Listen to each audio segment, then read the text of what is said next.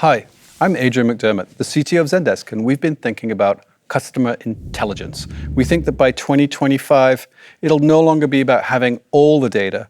It's about doing the right things with the right data. By 2030, the notion of a system of record is going to change entirely. Businesses used to struggle initially with having all the data. There were so many data integration projects. It was about moving data from point A to point B, from database A to database B. And then we had all the data and suddenly we were trying to report on it. We had data lakes and data lake houses. We were data rich and information poor. We knew all of these things about our customers, but we didn't have insights. We didn't understand what they wanted or what their intent was. And I think getting the right insights from the right data at the right time to give each customer a personalized experience, a personalized journey is incredibly important.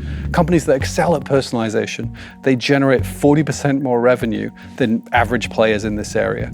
Now, that personalization used to be driven more by demographics.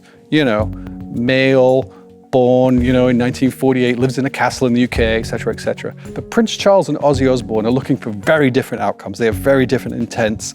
They have different histories.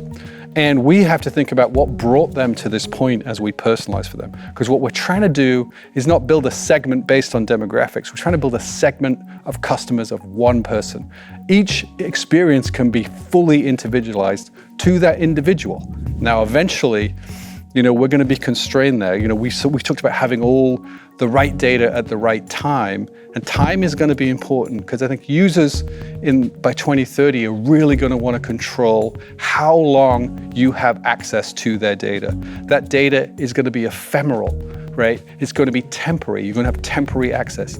I, as a user, want to control what you know about me and when you know it, not just what. And so I might let you know where I live to return, so I can get a new shirt shipped to me. I might then not want you to know that. I might not want you to know my name after that transaction is over, until I interact with you again, and then I'll give you a view into it. When we have ephemeral or temporary data access that users control, what's a system of record? I think it becomes a challenge for CX providers and for companies that provide CX.